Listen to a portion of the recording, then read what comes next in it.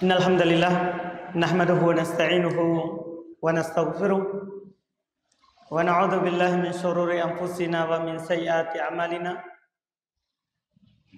May yahdihillahu fala mudilla lahu wa may yudlil fala hadiya lahu. Asyhadu an la ilaha illallah wahdahu la syarika lahu wa asyhadu anna Muhammadan abduhu wa rasuluh. Sallallahu alaihi wa ala alihi wa ashabihi wa man tabi'ahum bi ihsan ila yaumiddin, amma ba'd.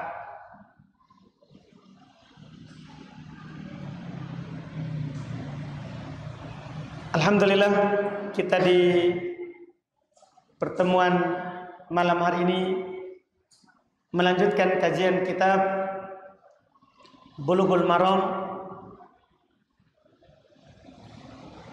min Ahadits Al-Ahkam karya Al-Imam Al-Hafidz Ibn Hajar Al-Asqalani Asy-Syafi'i rahimahullahu taala.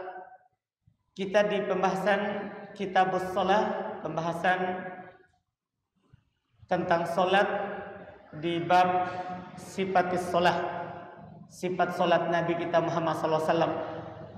Kita di hadits di cetakan saya nomor 281.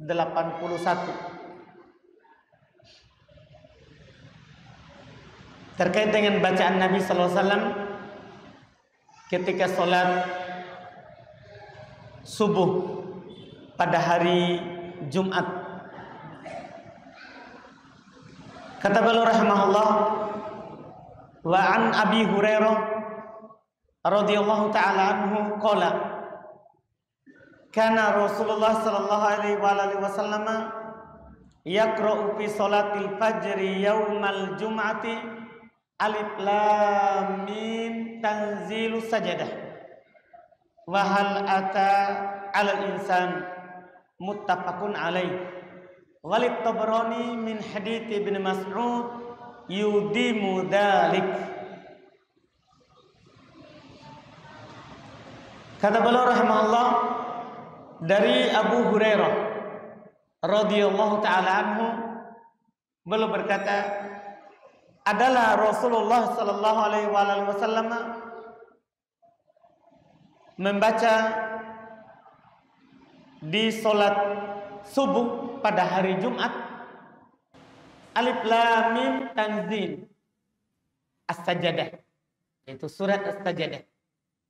Wa hal ata 'alal insan, itu surat Al-Insan. Muttafaqun alaih, diriwayatkan oleh Imam Al-Bukhari dari Imam Muslim. Walid Tabrani, dalam riwayat Imam At-Tabrani, min hadits Ibnu Mas'ud, dalam hadits Ibnu Mas'ud, yudimu dzalik, Nabi selalu membaca itu.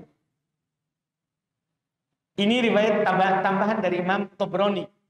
Hanya saja tambahan ini dari jalur Amr ibn Qais Al-Mulai, dari Abul Ahwas, dari Ibnu Mas'ud, dan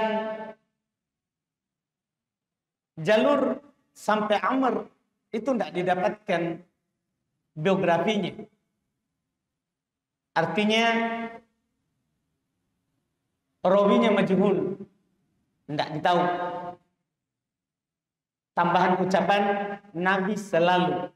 Hanya saja kita mungkin tidak butuh kepada riwayat ini, karena dalam riwayat Bukhari Muslim pakai kata kana. Kan Abu Hurairah menukil menggunakan kata kana. Lafadznya kana Rasulullah. Kalau ada kata kana, kata para ulama bahasa, itu yufidul istimrar, memberikan faedah selalu Nabi baca. Iya, ini mungkin membuat kita tidak membutuhkan riwayat dhaif untuk mendukung. Karena riwayat pakai kana itu Bukhari Muslim. Sudah cukup untuk menunjukkan bahwa Nabi sallallahu alaihi wasallam biasa membaca dua surat ini di salat subuh pada hari Jumat.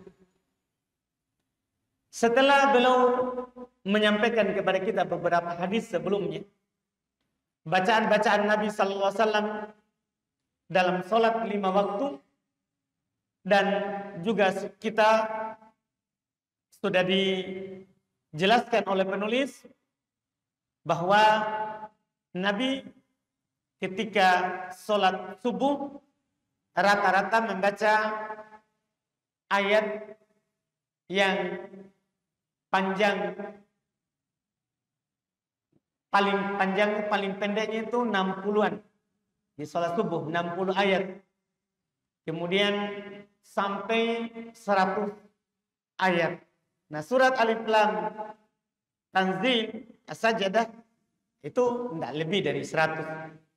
Tidak lebih dari 100. Demikian pula Al-Insan tentunya masih seputar itu. Masih seputar itu. Ini di sholat subuh. Tapi di sini belum bawakan secara tersendiri subuh Jumat. Subuh Jumat. Kalau sebelumnya subuh secara umum. Nabi biasa baca 60 ayat sampai 100 ayat. Itu subuh secara umum. Kemudian khusus subuh Jumat, di sini belum bawakan haditsnya bahwa Nabi biasanya membaca pada rakaat pertama As-Sajdah, di rakaat kedua Al-Insan. Ini sunnahnya begitu. Dan ini disebutkan oleh mayoritas ulama akan sunnahnya. Hanya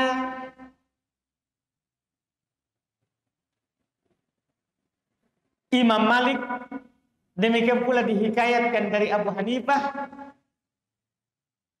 mengatakan makruh membacanya. Cuman mereka berdua tentunya dibantah oleh hadis yang ada di hadapan kita. Mereka bilang makruh, udzur terbesarnya adalah kata para ulama kita, tidak sampai mungkin hadis ini. Hadis yang ada di hadapan kita, bahwa Nabi biasa membaca di subuh Jumat As-Sajdah dan hal ata alal insan.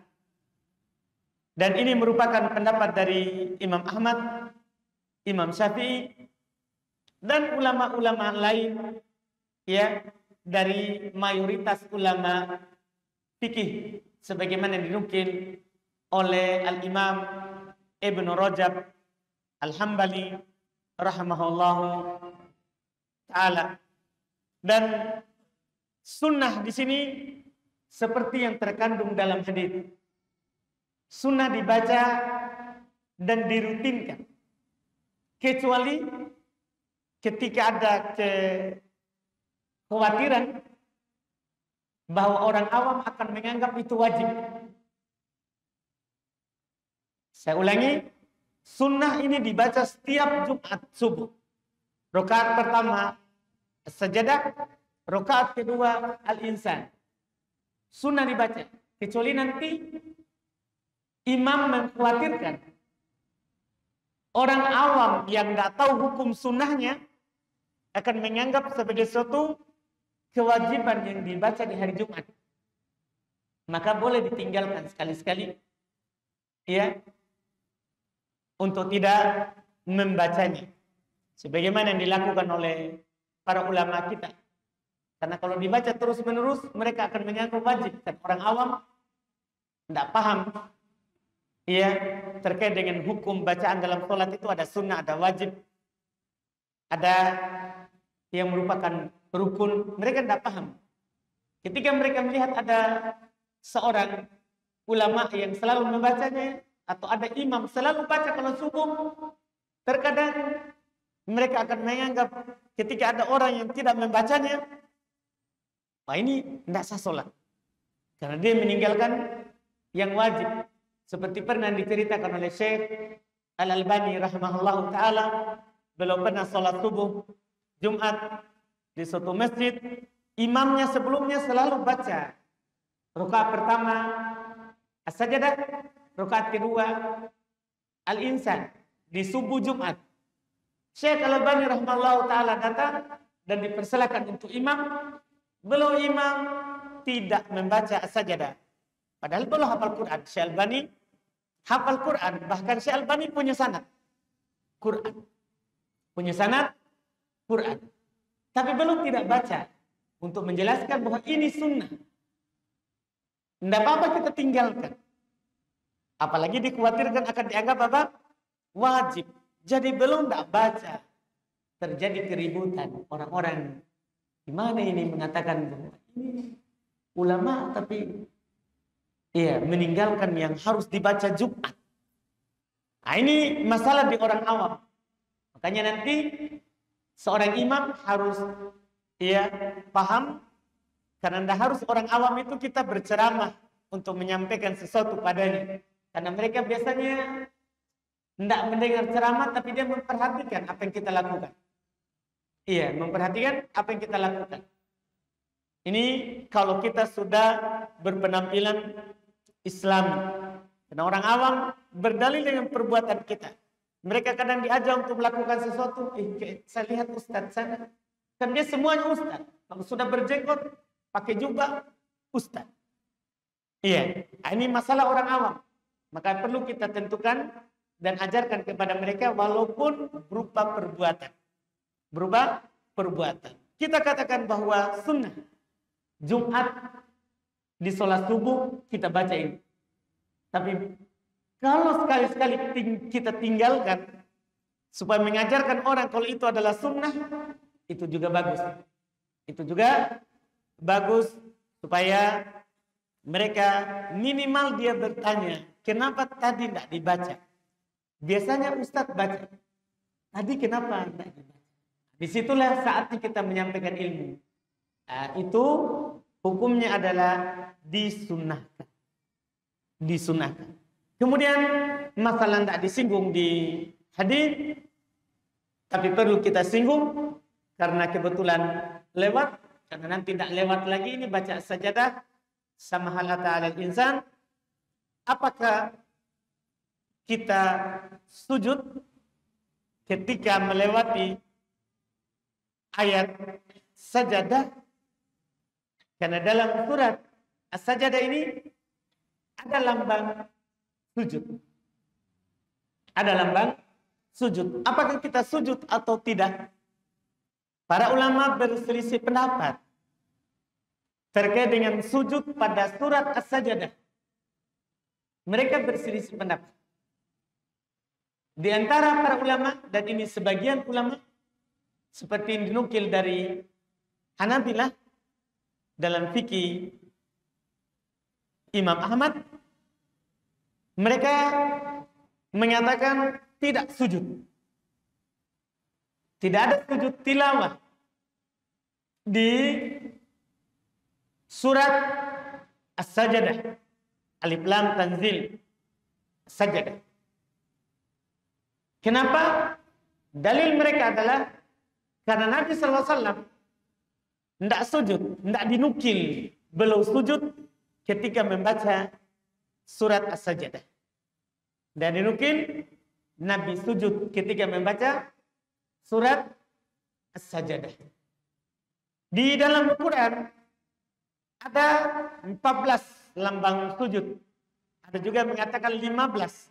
Karena dalam surat Al-Hajj ada 2 tempat. Tapi mereka perselisihkan salah satunya. Al-Muhim yang paling dibicarakan adalah ada 14 tempat yang ada lambang sajadahnya. Di dalam Quran. Dari 114 surat ada 14 lambang sajadah. Nabi hanya dinukil sujud pada 4 tempat saja. Dari 14 tadi itu, Nabi dinukil hanya 14 tempat. Ada hanya di 14 tempat. Yaitu surat, kita mulai dari juz paling belakang, juz 30. Nabi sujud di surat Iqra. Surat Al-Alaq. Iqra bismi rabbikal ladzi khalaq. Pada ayat terakhir, itu adalah lambang sajadah. Nabi sujud juga di surat Al-Insyiqaq. Terus Nabi sujud di surat As-Sajadah. Nabi juga sujud di surat As-Saffat. 4 saja. Yang dinukil bahwa Nabi sujud. Nabi sujud. Hanya 4 tempat. Selain itu yang ada lambang sajadahnya tidak dinukil dari Nabi kita Muhammad SAW. Oleh karena itu mereka mengatakan di sini tidak disyariatkan sujud. Ini sebagian ulama fikih. Sementara mayoritas ulama fikih kebanyakan ulama madzhab fikih seperti orang-orang Syafi'iyah dan yang lainnya. Di sini pendapat mayoritas. Mereka berpendapat bahwa sunnah sujud. Ini perhatikan yang mereka katakan sunnah sujud. Ini harus dipahami. Karena sebagian orang kalau kita nggak sujud, seakan-akan kita sah. Enggak, ini sunnah sujud pendapatnya, bukan wajib sujud. Sunnah sujud di surat As-Sajdah. Kenapa? Karena ada lambang saja. Nabi kalau ada lambang sajadah, sujud. Memang dinukil cuma 4. Tapi kan isyarat dari Nabi. Isyarat dari Nabi. Nabi kan tidak melakukan semuanya. Tapi kadang belum berisyarat. Belum mencontohkan. Yang ada lambang sajadahnya, itu sunnah sujud. Belum isyaratkan pada 4 tempat. Dalil isyarat itu dipakai oleh mayoritas. Bahkan keumuman para ulama rahimahumullah, mereka berpegang dengan dalil isyarat. Dalil isyarat. Mereka pakai isyarat dari Quran, mereka pakai isyarat dari Nabi sallallahu alaihi wasallam. Sangat banyak pendalilan dari ulama kita Nabi tidak lakukan, tapi ada isyarat di Quran atau ada isyarat di hadits Nabi sallallahu alaihi wasallam, dan itu yang mereka pakai. Memang kalau kita belajar usul fikih akan kita dapatkan termasuk dalil yang dipakai adalah dalil isyarat. Saya contohkan 1 atau 2 ada di Quran. Para ulama pakai dalil isyarat untuk menghukumi satu masalah. Misalnya masalah menyentuh Quran bagi orang yang sedang berhadas. Menyentuh Quran bagi orang yang sedang berhadas. Misalnya perempuan sedang haid, nifas, laki-laki sedang junub. Boleh nggak dia menyentuh Quran? Ini para ulama berselisih pendapat. Boleh atau tidak? Sebagian ulama mengatakan boleh. Sebagian ulama mengatakan boleh. Perempuan sedang haid, boleh sentuh Quran. Boleh sentuh Quran. Apa dalilnya? Kata mereka, tidak ada larangan. Tidak ada dalil. Ada hadis riwayat Imam Abu Dawud, Nabi SAW dikatakan la yamassul Quran illa tahir. Tidak boleh menyentuh Quran kecuali yang suci. Juga ada hadis dari Nabi SAW juga diriwayatkan, karena Rasulullah SAW yukri'unal Quran malam yakun junub. Adalah Nabi SAW membacakan kepada kami Quran selama tidak junub. Artinya kalau junub berarti tidak. Tapi hadis dalil ini dhaif. Tidak ada yang sahih. Syekh Albani rahimahullah taala dhaifkan semuanya. Apalagi Syekh Mukbil juga dhaifkan. Memang hadis dhaif. Sehingga mereka mengatakan tidak ada dalil yang mengatakan tidak boleh menyentuh Quran saat dalam keadaan apa? Kita junub atau haid atau nifas bagi perempuan. Tidak ada dalil. Sehingga boleh. Mayoritas berpendapat lain. Mayoritas ulama fikih berpendapat tidak boleh menyentuh Quran, menyentuh langsung mushaf Quran. Tidak boleh menyentuhnya selama kita berhadas. Dalil mereka katanya Quran. Allah Subhanahu wa taala berfirman, la yamassuhu illal mutahharun. Tidak ada yang menyentuhnya kecuali yang suci. Ulama tadi bilang, ini kan Quran.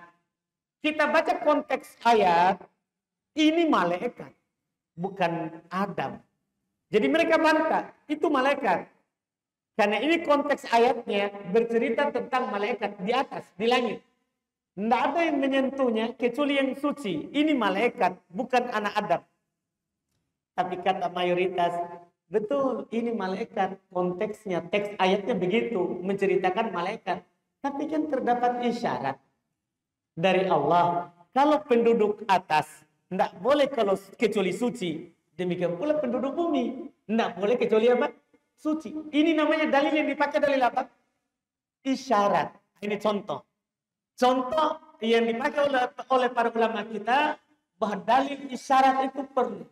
Allah mengisyaratkan penduduk atas tidak boleh. Demikian pula penduduk bawah. Ini mayoritas pakai. Ini contoh pertama. Contoh kedua. Sering ada kita ditanya. Contoh kedua ini sengaja saya pilih juga karena sering ditanyakan. Ada pembahasan ulama kontemporer sekarang ini, ulama masa kini, masalah pasang KB bagi seorang yang ingin mengatur kehamilan. Iya, semua kita yang punya istri kadang masalah. Dia kadang tidak mampu lagi melahirkan atau mau atur jarak dulu. Ya. Ini apa hukumnya kita mengatur jarak kehamilan istri? Iya. Pasang KB misalnya, apakah dengan suntik atau minum obat atau dipasang spiral di tempat itu yang dimaklumi lah di kita di kesehatan. Para ulama kita membahas bahwa hukumnya boleh. Tidak ada masalah. Yang tidak boleh adalah menutup kandungan tanpa ada darurat. Ditutup kandungan kan ada bilang menahan supaya tidak hamil, ada menutup. Yang tidak boleh adalah menutupnya tanpa ada darurat. Ibu masih sehat, ya, suami juga masih mau punya anak, dia pergi tutup kandungannya tanpa ada bahaya kalau dia hamil. Ini tidak boleh kan menutup tanpa ada bahaya. Kecuali ada bahaya, dokter bilang kalau ibu ini hamil lagi nanti membahayakan jiwanya. Ya, kehamilan berikutnya akan membahayakan jiwanya. Apa karena kandungannya sudah tipis atau apa, pokoknya alasan dari kedokteran. Tidak ada masalah. Tapi sekarang lagi sehat. Dia mau atur kehamilannya. Supaya ada jaraknya. Supaya bisa mengurus anak-anak yang ada. Apa hukumnya ini? Kata para ulama boleh. Apa dalilnya? Apakah ada di Quran atau hadis mengatakan boleh pasang atau minum obat atau ini? Kata mereka, ada dari para sahabat, mereka bilang, kunna na'zil wal Quran yanzil. Dulu kami di masa Nabi melakukan buang di luar spermanya. Jadi mereka berhubungan badan. Ketika tidak mau istrinya hamil, dia buang di luar. Kita paham buang di luar, saudara? Oh, belum menikah nih. Semoga kita menikah cepat. Kandak? Kita paham sih? Alhamdulillah. Seru sekali kita dengar. Iya. Jadi kata mereka, kami dulu buang di luar spermanya. Quran turun. Apa yang kita bisa ambil faedah dari sini?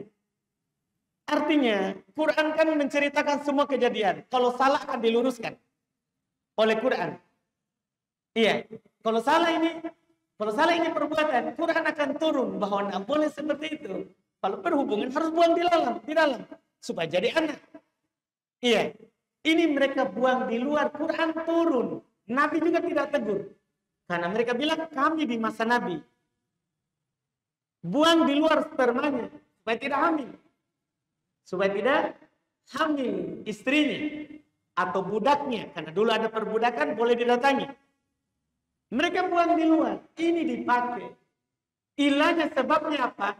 Supaya tidak hamil. Berarti sekarang tidak ada masalah orang menahan hamil. Ya lebih mudah lagi sekarang. Tidak perlu buang di luar. Bisa buang di dalam dan tidak jadi. Bisa diatur. Itu namanya kemudahan untuk kita sekarang. Beda dengan zaman dahulu. Ini dalil yang dipakai. Isyarat yang mereka gunakan. Isyarat yang mereka gunakan. Ini dipakai oleh mayoritas. Sama juga dengan ini masalah kita. Memang Nabi hanya sujud pada 4 tempat. Dari semua yang ada lambang sajadah, Nabi hanya sujud 4. Apakah di tempat lain yang ada lambang sajadahnya seperti surat As-Sajadah, kita sujud atau tidak? Nah, ini yang dibahas. Kata mayoritas sujud. 1 kali sujud. Dalilnya apa? Isyarat. Nabi sujud yang ada lambang sajadah. Dan ini insya-Allah ta'ala pendapat yang kuatnya. Pendapat yang benar. Ya, yang dipakai dan dipegang oleh mayoritas ulama rahimahumullahu ta'ala. Dan ini selesai pembahasan bacaan-bacaan Nabi Shallallahu Alaihi Wasallam di sholat 5 waktu. Kemudian berikutnya hadis 283. Kata beliau an Hudzaifah radhiyallahu taala anhu qala shallaitu ma'an Nabi Shallallahu Alaihi Wasallam fama marrat bihi ayatu rahmatin illa waqafa indaha yas'al wala ayatu a'dabin illa ta'awwada minha. Akhrajahul khamsa wa hassanahu Tirmidzi. Kata beliau rahimahullah dari Hudzaifah radhiyallahu taala anhu, beliau berkata, "Shallaitu ma'an Nabi." Saya salat bersama Nabi sallallahu alaihi wasallam. Fama marrat bihi ayatu rahmah. Tidaklah ayat rahmat lewat.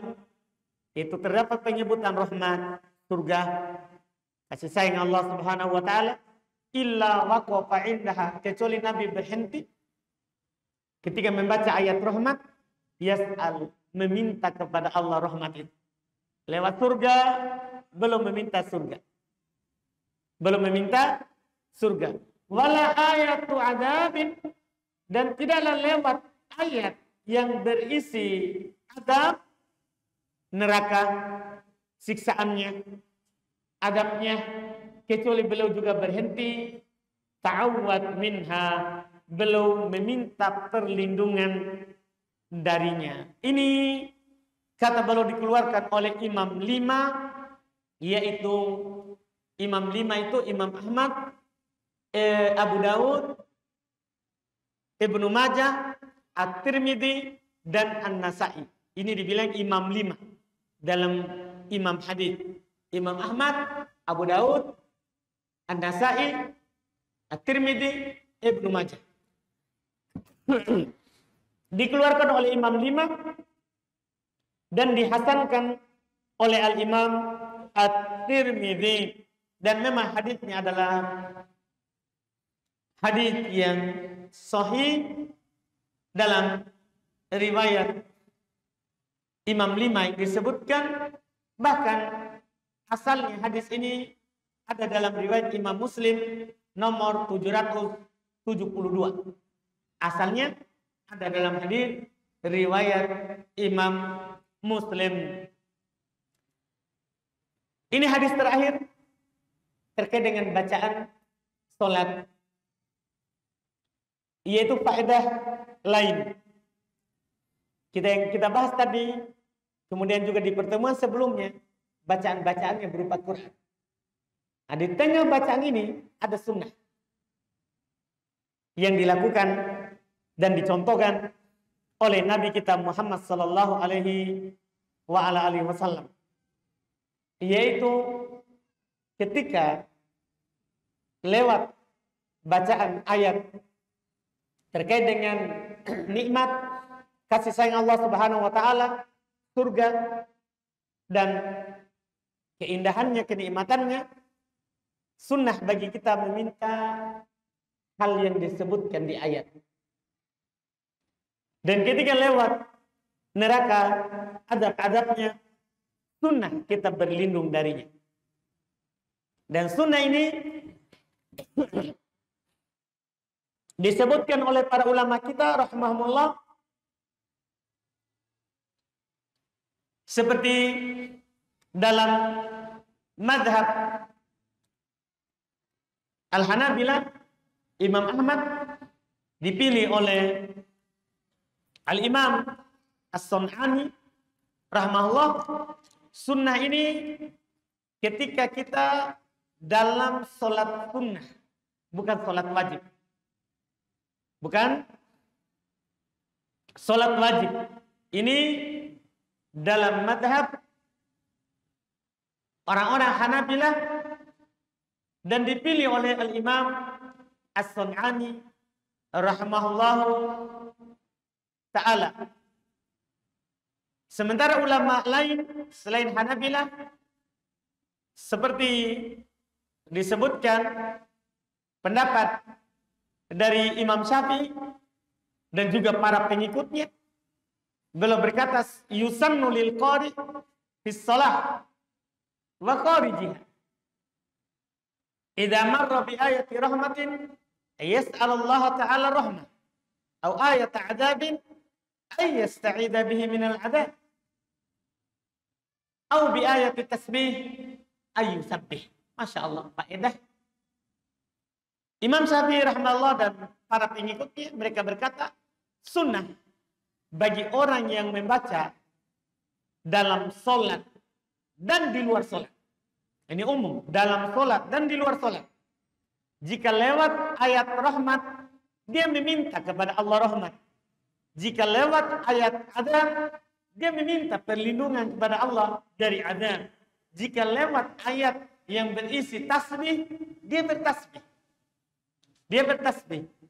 Ini yang orang-orang Syafi'iyah sebutkan. Dari dua pilihan ini, ada Hanabilah, ada Syafi'iyah.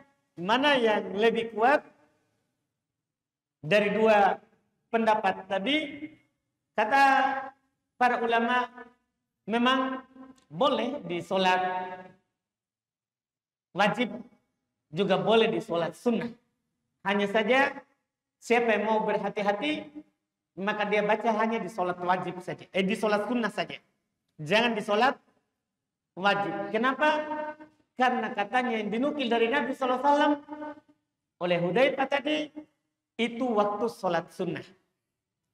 Walaupun ketika dilakukan di sholat sunnah, umum juga di sholat wajib. Hanya saja untuk bab hati-hati, kita pegang pendapat yang Hanabilah seperti yang dipilih oleh Al-Imam As-Sun'ani, itu lebih bagus. Kalaupun ada yang melakukannya, kita tidak mengingkarinya. Kalau ada yang melakukannya di sholat wajib, kita tidak mengingkarinya. Ini yang mereka sebutkan terkait dengan meminta rahmat dan meminta perlindungan saat lewat ayat yang terkait dengan yang disebutkan.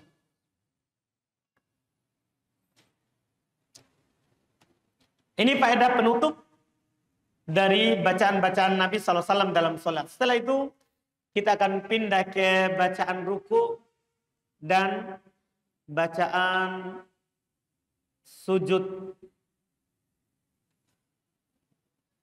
Masih cukup waktu? Masih lama? Isya? Adanya? Kita baca lagi satu hadis? Atau cukup? Sisa? Satu hadis lagi? Baik. Setelahnya, alhamdulillah. Kata beliau Ani bin Abbas radhiyallahu ta'ala nomor 284. Ani bin Abbas radhiyallahu ta'ala anhuma qala Rasulullah sallallahu alaihi wasallam ala wa inni nuhitu an aqra al-Qur'an raki'an aw sajidan fa amma ar-ruku' fa'azzimu fihi ar-rabb wa amma as-sujud fajtahidu fid du'a faqaminun ayyustajaba lakum. Ini sudah mulai masuk dalam masalah ruku dan sujud. Kata beliau rahimahullah, rawahu Muslim. Dari Ibnu Abbasin radhiyallahu taala anhuma, beliau berkata, Rasulullah sallallahu alaihi wasallam bersabda, "Ala ketahuilah, wa inni nuhitu an aqra al-Qur'an." Sungguh saya dilarang. Kalau Nabi bilang saya dilarang, berarti yang melarangnya adalah Allah. Kalau para sahabat bilang saya dilarang, maka yang melarangnya adalah Nabi Muhammad SAW. Itu cara memahami ucapan saya dilarang. Ya tergantung siapa yang melarang. siapa yang mengatakan? Jadi kalau nanti kita dengar lain kali, Nabi bilang, saya dilarang. Langsung pikiran kita, Allah yang melarangnya. Karena Nabi yang melarang dan yang memerintahkannya Allah. Tapi kalau sahabat bilang, saya dilarang. Nabi yang melarangnya. Karena para sahabat tidak turun langsung Quran padanya. Yang melarang mereka adalah siapa? Nabi SAW. Ini yang harus dipahami sedikit ucapannya mereka. Jadi sekarang kata Nabi, ketahuilah, saya dilarang untuk membaca Quran raki'an ketika dalam keadaan ruku, au sajidan atau dalam keadaan sujud. Fa amma ruku, adapun ketika ruku, fa'azzimu fiha Rabb, maka agungkan Rabb. Itu baca subhana rabbiyal azim, itu maksudnya. Karena agungkan Rabb, baca subhana rabbiyal azim. Wa amma sujud, adapun ketika sujud, fajtahidu fid du'a, bersungguh-sungguhlah dalam berdoa. Faqaminun ayyustajabalakum, maka sangat dijamin dikabulkan untuk kalian. Ini hadis, kita jangan dulu membahas doa ruku dan doa sujud. Kita bahas dulu masalah hukum membaca Quran ketika sujud dan ketika ruku. Para ulama rahimahumullah, ketika mereka menyampaikan hadis ini, maka mereka menyampaikan kepada kita satu hukum, yaitu hukum membaca Quran ketika ruku dan ketika sujud. Disebutkan oleh para ulama, membaca Quran ketika ruku dan ketika sujud diharamkan. Paling rendahnya mereka sebutkan makruh, tidak membatalkan sholat. Haram atau makruh tidak batal sholatnya. Cuman dia yang menyatakan haram, dia berdosa. Dia mengatakan makruh, dia tidak berdosa, tapi itu dibenci. Dan pendapat yang paling kuatnya yang dari haram atau makruh tentunya haram. Karena Nabi bilang, saya dilarang. Asal pada kata dilarang itu faedahnya haram. Asal daripada kata dilarang itu faedahnya haram. Maka terkait dengan ujung hadis, anjuran untuk banyak berdoa ketika sujud. Maka doanya harus bukan dari Quran. Harus lafadznya dari hadis. Atau kalau mau baca di Quran, jangan Qurannya yang dibaca, tapi diiktibas. Hanya penggalannya saja yang misalnya ditambahkan kata, kalau dalam Qurannya Rabbi firli, kita baca Allahumma firli. Kita tambahkan kata Allahumma, bukan merubah Quran. Kita mau memang berdoa, cuman lafaz yang kita pakai apa? Penggalan lafaz dari Quran. Adapun murni dengan lafaz Quran kita baca, tidak dibolehkan.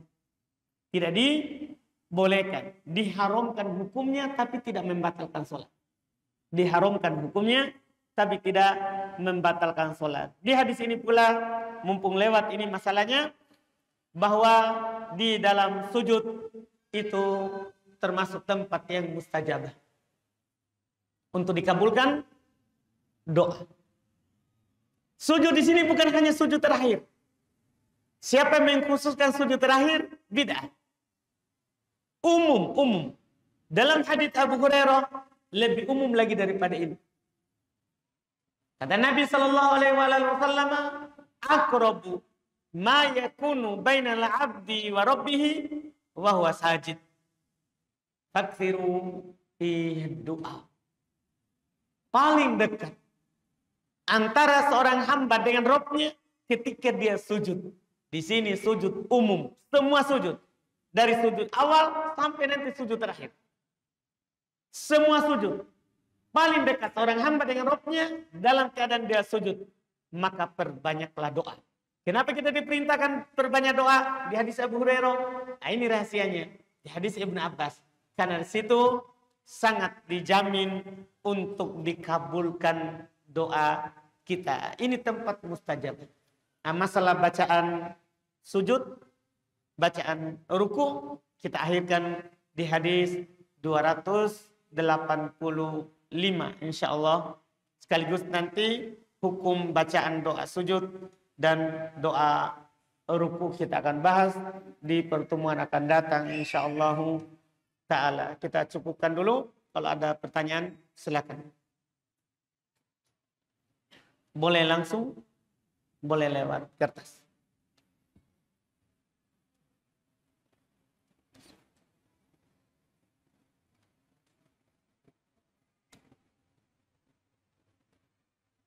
Silakan. Silakan.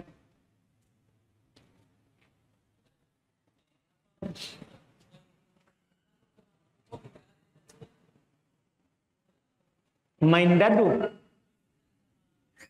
Main catur. Dadu. Untuk apa kita main? Tidak ada apa-apa. Kami main. Tidak apa-apa, Ji. Tidak ada apa-apa. Kenapa kita pergi main? Ada taruhan.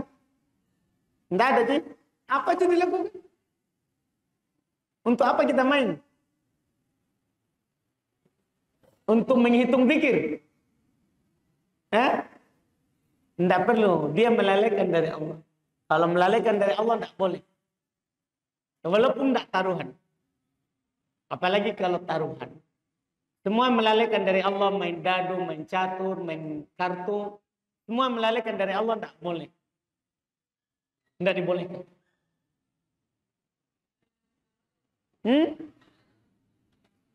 Ada? Oh, dalilnya? Iya, adalah. Masa saya bilang tidak boleh baru tidak ada dalilnya? Mau disebutkan? Iya.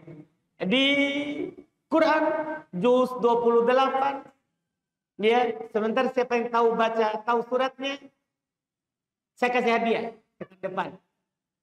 Allah berfirman, ya ayyuhalladzina amanu la tulhikum amwalukum wala auladukum an dzikrillah.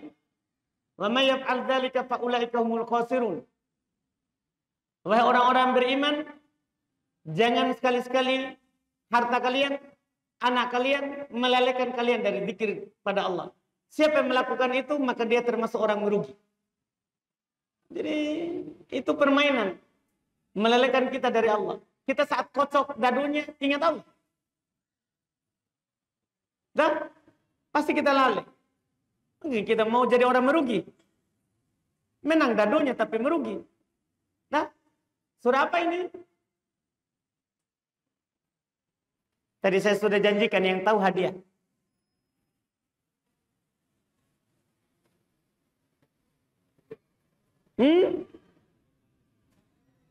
Oh, kita bertanya. Wah, saya kira saya lagi cari ini yang tahu surah. Tidak ada yang tahu? Alhamdulillah, lolos hadiah ya.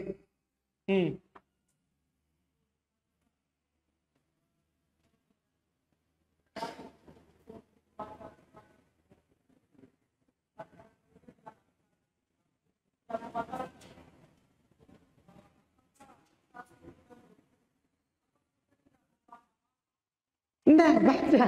Cuman tidak boleh Quran. Kita baca nanti doa ruku, doa sujud. Ada kan doanya nanti. Cuman tadi saya belum sampaikan. Jadi kan ketika kita berdiri, kita baca Al-Fatihah, baru surat kan setelah Al-Fatihah. Ketika ruku, jangan lanjutkan suratnya. Tidak boleh baca Quran. Tapi apa dibaca? Pekan depan, datang kita. Datang kita pekan depan kalau kita hidup, insya Allah. Nah, baru saya kasih tahu nih bacaannya. Insya Allah.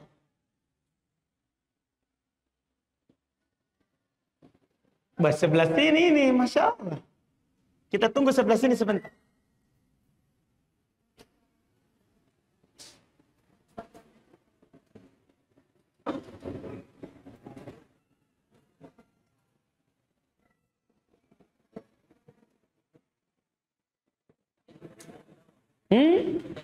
Oh, ketika sujud tilawah, apa ada bacaan khusus atau tidak? Tidak ada.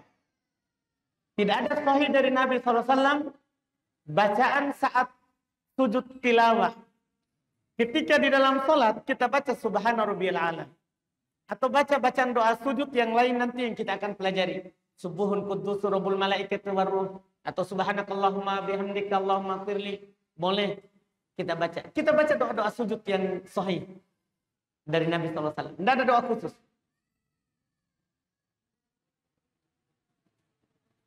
Di luar sholat tidak perlu baca apa-apa. Dan boleh baca doa sujud. Karena tidak ada dinukil dari Nabi SAW bacaannya. Dalam sholat kita bilang bacaan sholat karena ada bacaan sholat. Nah, di luar tidak apa-apa. Karena ibadahnya sujudnya, Pak. Bukan bacaannya. Kita kan sujudnya sekali. Baca surat tilawah ayatnya, sujud sekali baru bangkit. Tidak baca apapun, tidak apa-apa. Karena kita sudah sujud. Nah, silakan Pak.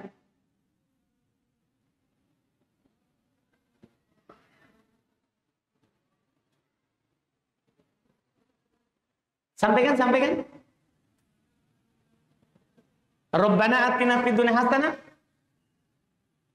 Kenapa, Pak?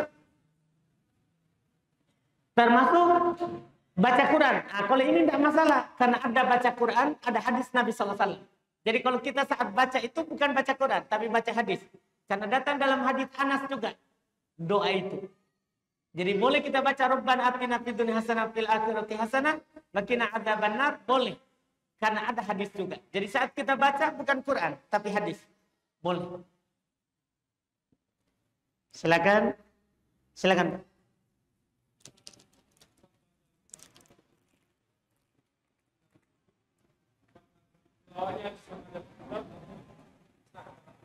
Baik. Kalau kita dalam itu sujud tilawah, apakah harus hadap kiblat atau tidak? Dalam salat tentunya harus hadap kiblat. Di luar salat boleh di keadaan apapun. Di hadap kiblat atau tidak hadap kiblat. Karena yang wajib hadap kiblat salat saja. Sujud syukur, sujud tilawah, kalau di luar salat itu boleh hadap kemana saja. Tidak harus kiblat. Seperti itu. Silakan. Suaranya keras.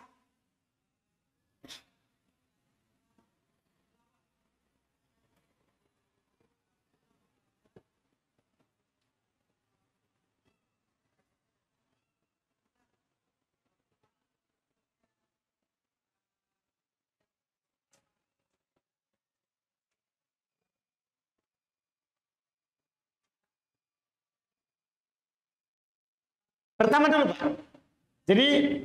Jadi rakaat kedua bukan as-sajadah. Bukan. Iya, atau sambungan sajadah biasa di umum.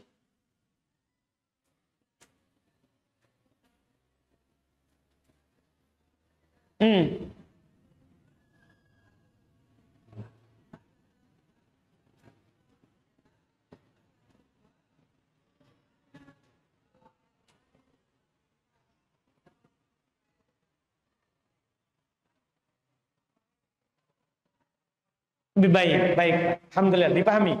Kita katakan, dia sholatnya sah, tapi menyelisih sunnah. Sunnahnya satu surat penuh. Rakaat pertama sajadah penuh, rakaat kedua al-insan penuh. Itu yang sunnahnya. Kalau ada orang rakaat pertama sajadah, sampai setelah sujud itu, dia baca tambah lagi ayat, tidak sampai selesai. Rakaat kedua, potongan halaman berikutnya. Menyelisih sunnah. Menyelisih sunnah. Demikian pula surat lain di rakaat kedua. Menyelisih sunnah. Sunnahnya penuh, Pak, Nabi lakukan. Tadi penukilannya kan Abu Hurairah, Bukhari Muslim. Rakaat pertama sajadah, rakaat kedua al-insan. Penuh, bukan sepotong. Itu karena para ulama kita menyebutkan hikmahnya. Karena di dua surat ini ada penyebutan penciptaan manusia, demikian pula hari kebangkitan. Di dua itu. Ada awal penciptaan manusia dan ada akhir perjalanan manusia. Makanya di setiap Jumat kan hari Jumat akan ditegakkan hari kiamat.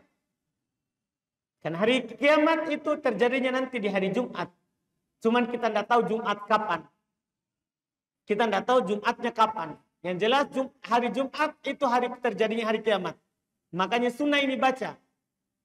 Karena ada awal penciptaan dan nanti akhirnya kita akan kembali kepada Allah Subhanahu wa taala.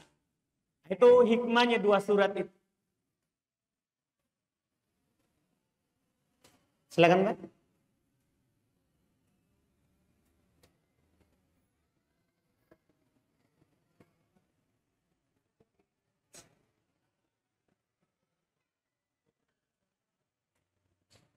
Baik, kalau kita baca surat Al-Alaq, kan sajadahnya di terakhir, ayat terakhir. Iya, gimana caranya mengetahui atau apa yang harus kita lakukan sebagai imam? Nah, kata para ulama, lanjutkan dengan surat setelahnya.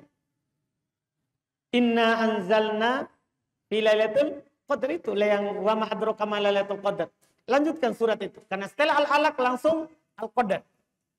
Jadi saat berdiri, lanjutkan Al-Qadr. Dan tidak apa-apa kalau kita lanjut pilih surat yang lain. Cuman kan itu pas sambungannya. Sambungannya. Tapi kalau kita pilih surat lain, tidak ada masalah. Tidak ada masalah. Karena kenapa harus begitu? Sebenarnya para ulama kita mengatakan, dikarenakan pada dasarnya tidak dinukil Nabi bilang Allahu Akbar saat sujud tilawah. Jadi Nabi tidak baca Allahu Akbar saat turun, Allahu Akbar saat naik. Sehingga makmum kadang nanti tidak tahu ini sudah berdiri atau belum. Nah, ketika ada surat setelahnya, dia akan tahu kalau makmum imam sudah di atas. Walaupun kalau ada imam membaca Allahu Akbar, tidak ada masalah. Tidak disalahkan juga. Insyaallah ta'ala. Karena berdalil dengan dalil umum Nabi bertakbir setiap naik turun.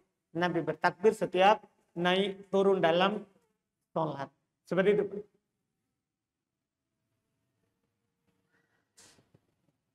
Ada lagi?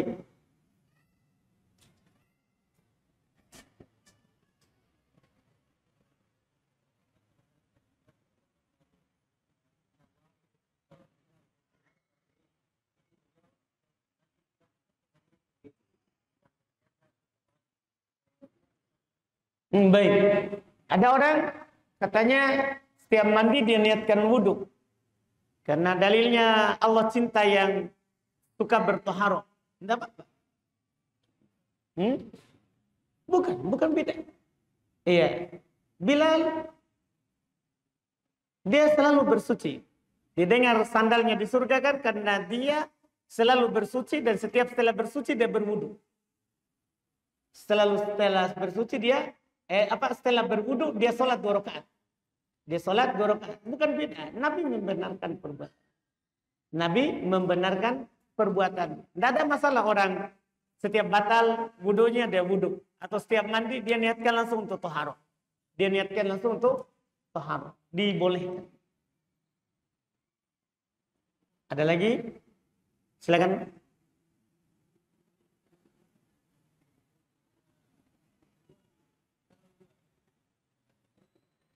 Ulang.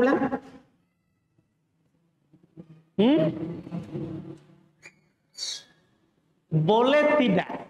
Itu cuma saya dengar itu.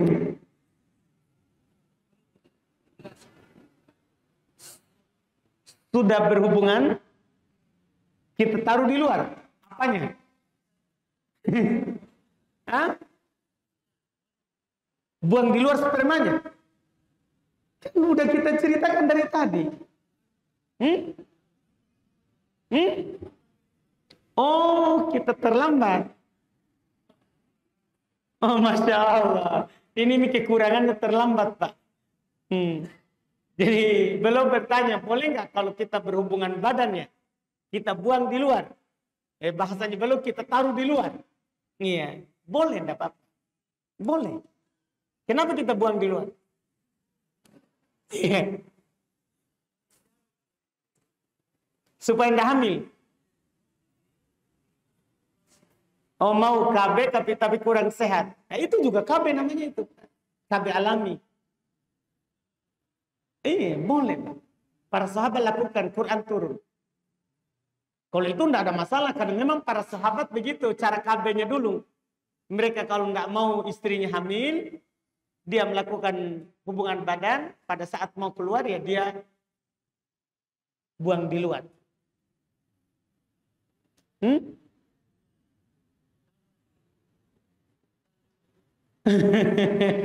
Itu urusan saya itu, Pak. Iya, enggak apa-apa, Pak. Boleh. Alhamdulillah. Iya. Kasihan juga istri atau yang kita bilang sakit. Jangan dipaksa kasihan. Dia kan bukan hewan. Toh biar sakit, biar hamil. Dah. Alhamdulillah. Enggak ada masalah, Pak. Boleh. Ada lagi terakhir? Enggak ada, Mi? Alhamdulillah. Kita cukupkan, insyaallah lanjut lagi di pertemuan akan datang. Subhanallah.